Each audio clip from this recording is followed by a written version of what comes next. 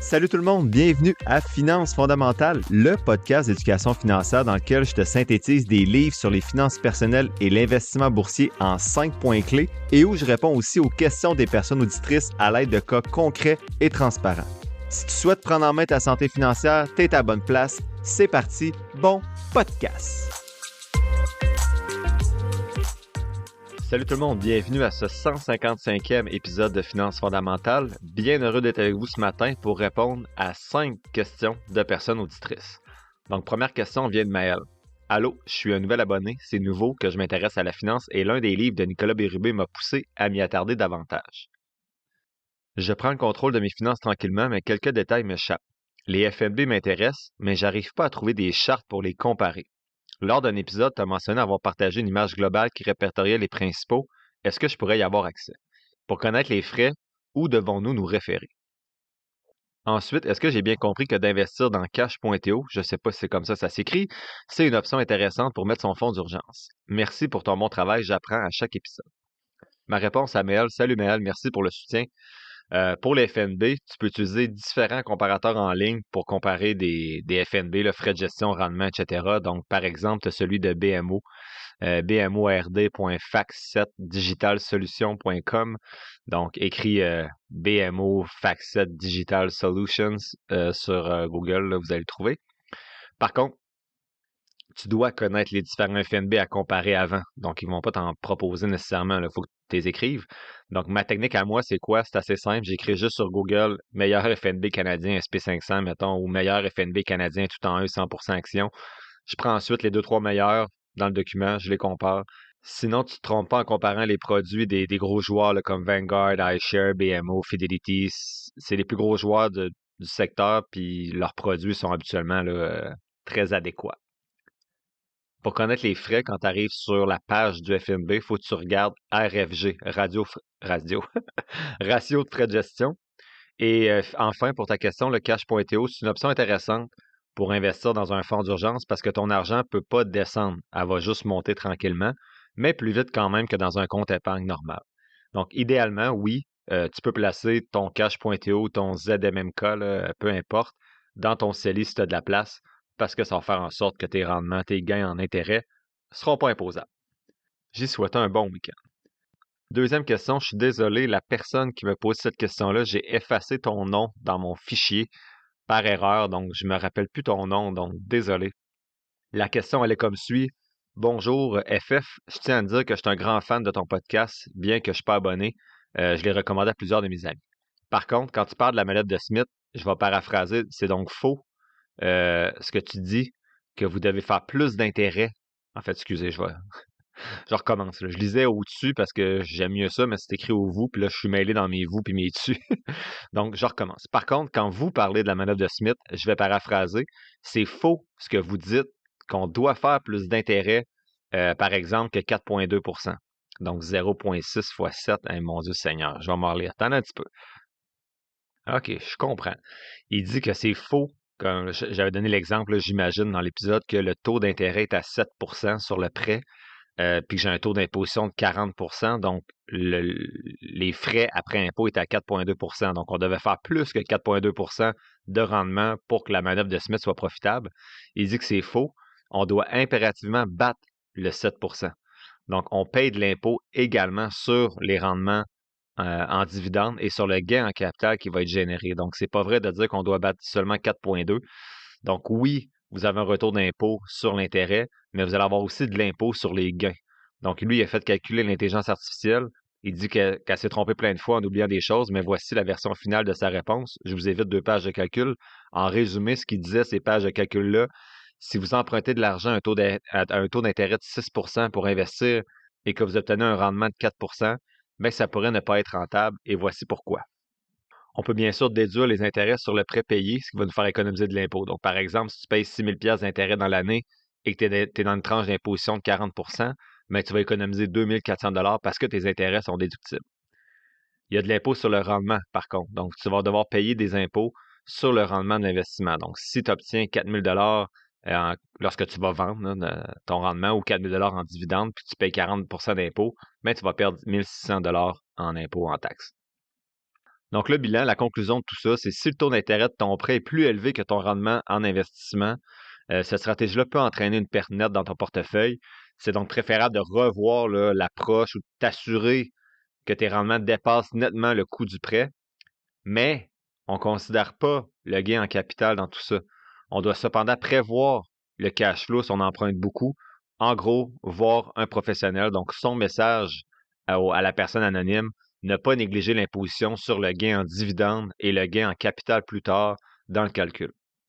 Donc, ce que j'écrivais à la personne, que je ne me rappelle plus son nom, c'était merci pour ces bons mots là, sur le podcast. Puis c'est très clair ce qu'il m'a demandé comme question. Puis je vais rectifier le tir là, aujourd'hui quand je parle de la manœuvre de Smith.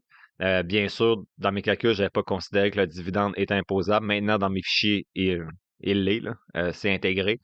Par contre, les avantages de cette manœuvre-là vont au-delà des déductions d'impôts, là. Donc, l'intérêt de l'hypothèque va diminuer plus vite aussi. Puis tu transformes déjà un intérêt, exemple, ton hypothèque te coûte 4 mais il n'est pas du tout déductible. Alors que oui, là, tu le montes à 7 mais il devient déductible. Donc, il y a un certain avantage de ce côté-là. Si le taux d'imposition, par exemple, fait en sorte que le taux est plus petit, déductible qu'il l'est sur l'hypothèque, ça peut être intéressant quand même. Mais bien sûr, quand je parle de la manœuvre de Smith, là, c'est vraiment pas une formule magique, là. Vraiment pas. C'est complexe.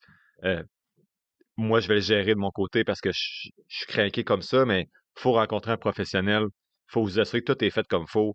Puis je suis pas sûr que ça convient à la majorité des gens. Je vous invite d'ailleurs, là, il y a Éduc Finance, le groupe Facebook L'argent ne dort jamais avec Youssef Galache. Il y a un article qui a été écrit sur Éduc Finance, leur site, qui parle de la manœuvre de Smith, puis un petit peu les inconvénients de cette manœuvre-là, mais surtout, qu'est-ce que tu dois avoir avant de t'engager dans la manœuvre de Smith, donc ton CELI, ton REER plein, une liquidité disponible et tout ça. Donc, assure-toi d'aller peut-être lire ça avant de t'engager dans ce processus-là. Donc, oui, c'est un bon outil de diversification, la manœuvre de Smith, pour faire fructifier son patrimoine plus rapidement, mais c'est un effet de levier, donc il y a toujours un risque. Donc, informez-vous comme il faut avant de faire tout ça. Question 3 de Mireille. Bonjour, je voulais vous partager le fait que bien que j'ai déjà 48 ans, j'ai jamais réussi jusqu'à maintenant à investir et j'ai très peu d'économies. Tout ça, même si j'ai jamais été dépensière, je me suis séparé, la séparation n'a pas été équitable et j'ai acheté une maison pourrie. Bref, comme je sais qu'il est jamais trop tard pour bien faire, ça fait seulement 2 ans que je suis en mesure d'épargner. J'ai découvert votre podcast et c'est une super motivation pour garder le cap. Je constate que j'ai fait plusieurs mauvais choix par ignorance, même si j'appliquais déjà une certaine frugalité. Suite à l'écoute de votre podcast, je calcule chaque dépense en mode calcul de rendement. Chaque fois où j'ai refusé une dépense, disons un café latte, j'investissais ce montant-là dans mon CELI ou mon REER. En plus d'être capable de me payer en premier depuis 2 ans, j'ai pas des fortunes, mais c'est nouveau pour moi. Je vise pas la richesse ni l'argent facile et j'ai un profil quand même assez prudent. Mais je rêve simplement de me coucher la tête tranquille et manger 3 repas par jour à ma retraite. Mon plus gros questionnement auquel j'arrive pas à obtenir de réponse, c'est le suivant. J'ai un montant de 40 000 dans mon REGOP pour avoir travaillé au gym. Je sais pas trop. Bref, elle travaille quelque part pendant quelques années, puis elle a 40 000 Elle travaille plus là, puis elle retournerait pas. Et elle se demande est-ce que je devrais laisser le 40 000 là, le mettre dans un fonds viager où il existe une autre option plus avantageuse. Et il reste 17 ans de travail actif. Elle espère prendre une retraite à 65 ans ou bien avoir le loisir de travailler à temps partiel par passion et non par obligation. Si vous avez le temps de me lire, merci. Donc, Mireille, j'ai eu le temps de te lire. D'abord, bravo d'avoir pris en main là, tes finances, puis merci pour tes bons mots sur le podcast. Tu as deux choix avec le REGOP. Le laisser là puis collecter une sorte de rente viagère à la retraite avec un montant ponctuel, ou bien le transférer dans un compte de courtage et l'investir pendant 17 ans dans un FNB, dans un CRI, là, un compte de retraite immobilisé, et tu pourras, à la retraite, un peu faire comme si c'était un fonds de pension, acheter une rente viagère, ou bien sortir des montants quand tu en as besoin. Donc, tes deux choix, en fait, c'est le laisser sous gestion ou le gérer toi-même. Dans les deux cas, tu peux rien sortir avant la retraite, que ce soit pour une rente ou pour des retraits ponctuels. Donc, selon ton niveau d'aisance en finance, tu peux le laisser se faire gérer par des professionnels ou bien le gérer toi-même.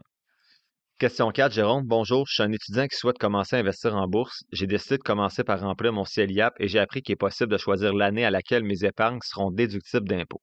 Je me demande si c'est préférable de déduire mes impôts maintenant alors que je travaille entre 4 et 8 mois en stage par année ou lorsque j'aurai un emploi à l'année en considérant que l'argent que je pourrais économiser pourrait être investi. Je suis pas sûr de la manière dont je peux calculer ça. Un grand merci pour tes podcasts qui sont très intéressants, pédagogiques et plaisants à écouter. Salut Jérôme, merci pour tes bons mots. En fait, il faut que tu regardes combien ça te donnerait de retour d'impôt à ton taux actuel, puis que tu rentres ça dans une calculatrice de rendement composé, mettons, laquelle que j'utilise moi déjà. Gérez mieux votre argent, c'est ça. Admettons à 6 de rendement pendant X années, selon le moment où tu penses que tu vas commencer à travailler. Si les montants ainsi obtenus sont plus grands que les économies que tu ferais plus tard en étant imposé, ça vaut la peine. Donc, selon ton salaire actuel que je ne connais pas, habituellement, c'est supposé être plus payant d'attendre d'avoir un bon salaire, donc de repousser les déductions. Mais je t'invite à faire le calcul. Si tu fais déjà 65 000 par année, puis tu dis, mais pendant 4 ans, je pourrais investir ce que je vais chercher comme retour, puis c'est plus payant que de les sortir, que de déduire les 4 premières années de travail quand je vais être temps plein, ben, t'es mieux de le faire tout de suite. Mais habituellement, règle du pouce, on essaie de repousser ces déductions-là lorsqu'on va avoir notre travail un peu plus payant. Question 5, et la dernière pour aujourd'hui, c'est Mireille. Allô, je me demandais avec les élections qui s'en viennent, qu'est-ce que l'histoire dit si Trump passe? Donc, vous comprenez on recule de quelques mois. Si Trump passe, est-ce que ça risque de monter? Donc, qu'est-ce qu'on devrait acheter? Si tu as une lecture à me suggérer ou si tu as fait un podcast là-dessus ou peu importe, je suis preneuse d'informations. Ma réponse, salut Mireille, mais ce genre de questions-là, ça me ramène toujours à la phrase clé à retenir, ne pas essayer de timer le marché. Moi, j'investis le dernier vendredi du mois, peu importe ce qui peut se dire à gauche, à droite, tout ce que j'ai lu à date va dans cette direction-là, ne pas essayer de timer le marché. Donc, c'est inutile de tenter de prédire l'impact des élections américaines ou peu importe quel événement qui arrive. La dernière fois, il disait que le marché allait crasher si Trump était élu et le marché a battu des records. Là. Donc, pourquoi les écouter cette fois-ci? Je sais que c'est tentant, mais il faut résister et regarder la peinture sécher. Le plus dur, c'est de rien faire. Donc, est-ce que ça a bien vieilli? Je ne le sais pas. Quand j'ai répondu à Mireille à l'époque, est-ce que ça allait bien vieillir, cette réponse-là? Je n'étais pas sûr, mais on se rend compte que finalement, elle a bien vieilli. Les marchés ont continué à monter, même si Trump a été élu. Donc, même si ça n'avait pas bien vieilli, même si j'avais eu tort et que les marchés auraient crashé après l'élection de Trump, mais ma réponse, mon approche serait la même quand même. Donc, même si le marché avait droppé de 25 ben, j'aurais continué à investir le dernier vendredi de chaque mois sans me poser de questions. C'est ça qui ressort dans mes lectures comme étant la stratégie la plus efficace parce que quand tu essaies de commencer à timer, mettons que j'aurais dit à Mireille, là, ah ben non, moi tout, je suis d'accord, là, il va foutre le bordel puis les marchés vont crasher, j'investis pas, mais j'aurais perdu quoi, 30 de rendement depuis, là? Donc, tu sais, j'aurais été perdant assurément. Ben, je dis 30, là, c'est peut-être beaucoup, là, peut-être 20. Mais bref, vous comprenez le principe.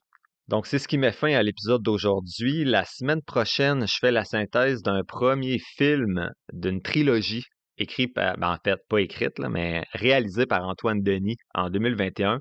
Le premier opus là, de cette trilogie-là, c'est Liberté, un éveil à l'indépendance financière. Ce jeudi, j'analyse 5 actions en bourse, soit Nova Ltd, NVMI, Cavco Industries, CVCO, Medifast, MED, Comfort Systems, FIX et Heritage Global Inc. HGBL. L'épisode tire à sa fin, j'espère que tu l'as apprécié. Si c'est le cas, je t'invite à le partager et à t'abonner au podcast, en plus de mettre quelques étoiles ou de le liker selon la plateforme sur laquelle tu m'écoutes. Tous les liens pour me soutenir sont quelque part dans la description de l'épisode.